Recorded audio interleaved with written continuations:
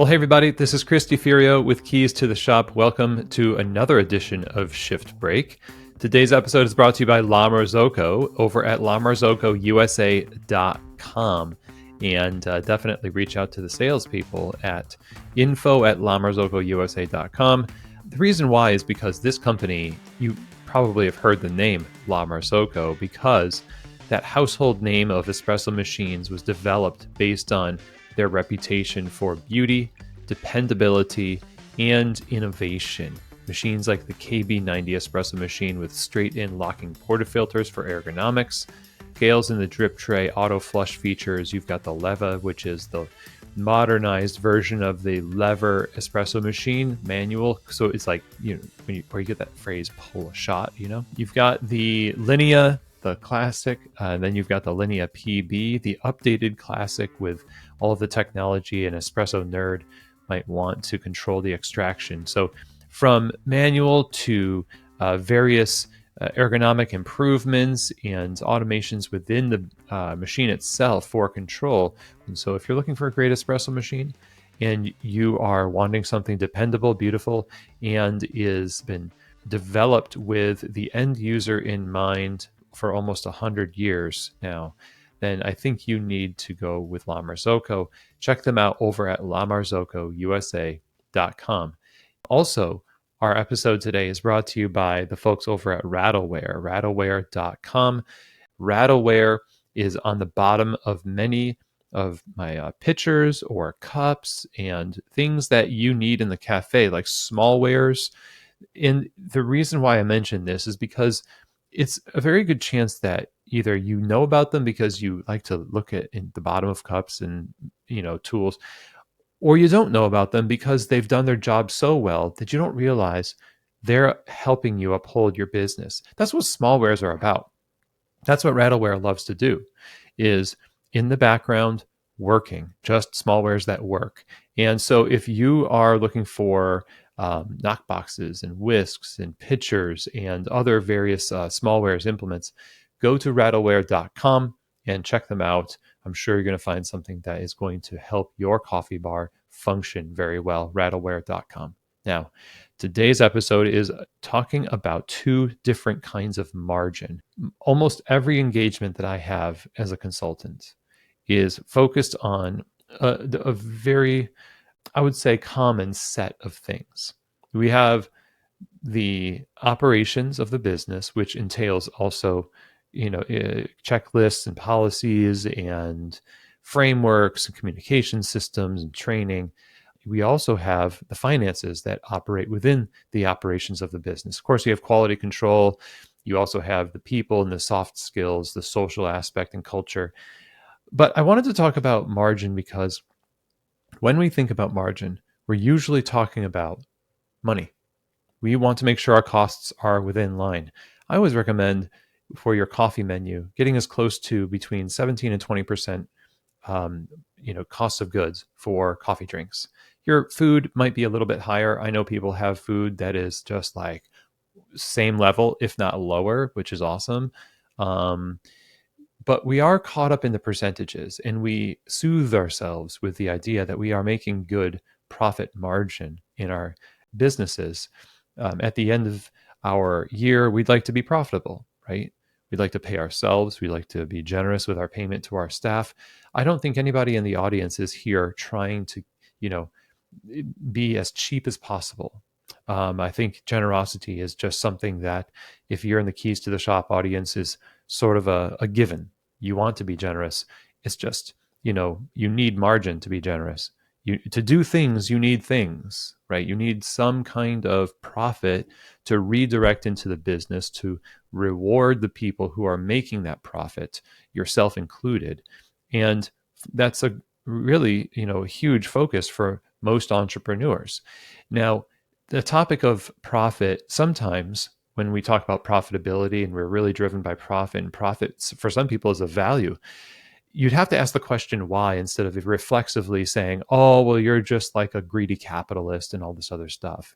Nothing wrong with the idea of profit, but when you just pursue profit purely for profit's sake without the idea of what you're going to do with that profit, it does bring up those questions. And like I said, I think people in this audience are generally the type of people who are pursuing profitability ultimately because we want to create something that is giving to others. And it is giving to us as well. So there is a reward for what you've built, the reward for your work.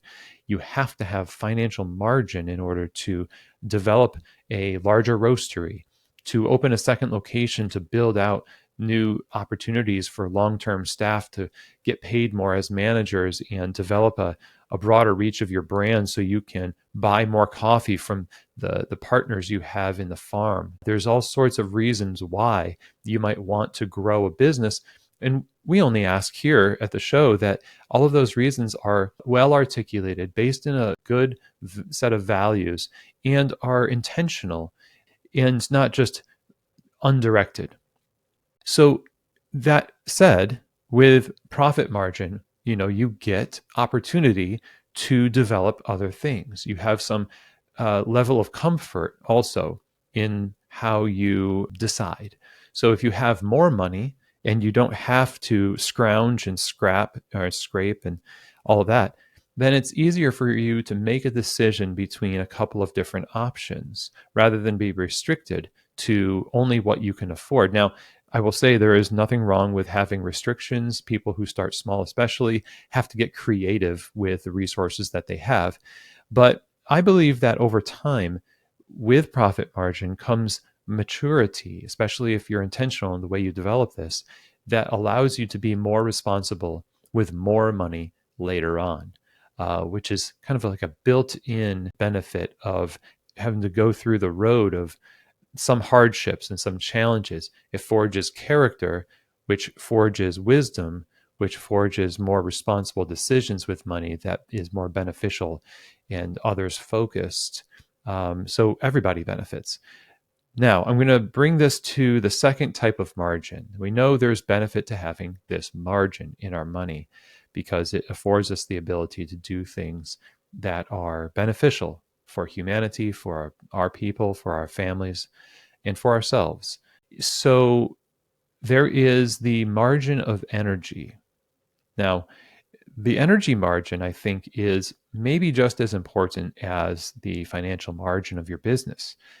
And in various conversations, we've hinted at and talked about this, which is there are many ways that we overcomplicate our lives behind the bar, and in so doing, farm out wide swaths of land in our mind to those areas. We get so complex in the composition of our businesses or the number of menu items and projects, and we say yes to so many things. Greg McKeown, who was on the show, wrote the book Essentialism. We'll link to that in the show notes. But the whole idea was, what is essential? Yeah. And the idea that we might not have as much mental margin and energy margin as we need means we can't redirect any energy to anything else. Even if the opportunity comes up for us to lead in a different way or develop ourselves or develop people, we just don't take it because we know there's nothing in our account. I don't have any energy left for anything else. And so because we don't have margin, we lose opportunities, and then we don't realize what's happened really. And it's a lot like when people talk about how today dehydration, when people are thirsty, oftentimes we think we're hungry, and so we just eat more, and rather than drink a big cup of water or something like that, which is actually more likely what your body needs rather than the food, we get ourselves in more trouble while we try to use the thing that got us in trouble to begin with as the solution for the trouble. So what got you here won't get you there. That's the phrase that you can hear often in different circles. And it's true. So if you find yourself stressed out, you're overtaxed, spread too thin, just burning the candle at both ends type of thing, sometimes there's seasons where that happens. But if it's chronic, if it's toxic, you're going to have to do what a lot of fitness people talk about, like listen to your body, listen to your business, and simplify enough that you can major in the majors. Eliminate some things to create energy margin. So when you say yes to something, you have to realize you're saying yes to all of the things that come in with it.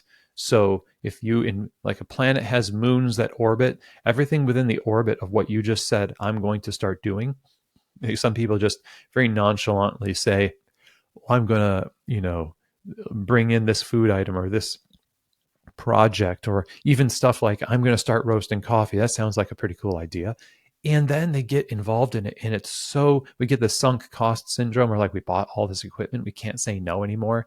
It'd be too embarrassing to take the step back. It'd be too hard to admit that we made a mistake and maybe we should have just stuck with being a coffee shop, or maybe it's the reverse and you're a roastery and you said we want to open a coffee shop, but actually now we realize we don't want to have to deal with part-time staff, and it wasn't what we should have done, but we wanted to experiment with it because we didn't know what else to do. And now I don't have any margin.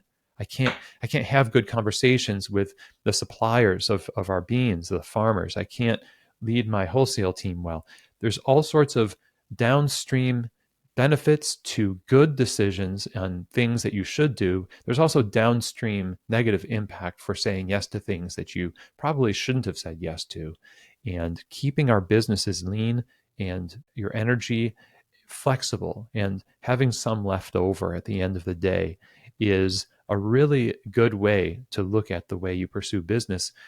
We're still in January. The new year is relatively new. It's good for you to think about this because without financial margin, you can't build the business physically. And without energy margin, mental margin, you can't build people. You can't build yourself, and you won't be able to receive the fulfillment of your work. And probably the other people that work with you won't be able to as well. So these are two things that we need: two different types of profit, two different types of margin that every entrepreneur and professional person, I think, even if you're not the owner, you need to pursue this kind of framework of thinking because we need you. We need your work. We need your ideas. We need your energy, but we don't want you to burn out. We don't want your business to close. We want thriving across the board. So that's all I have to say. And I'm hopefully we're speaking to something that's resonating with you. If you're interested in consulting or coaching, always reach out, chris@keystotheshop.com, whether it's a short-term or long-term engagement. I've got people who've been working with me for years and others who have worked with me for 3 months. It depends on what you need. We also have our key holder coaching groups opening up in March. If you're a owner of a coffee shop for 2 years or more, want to be a part of a supportive community that really moves the needle on your business and thriving as a professional, then that's something that you should reach out to me to talk about as well. So hopefully you're going to have an awesome day. I think it will be awesome. And thank you so much for joining me. And we'll see you next week for another edition of Shift Break, from keys to the shop.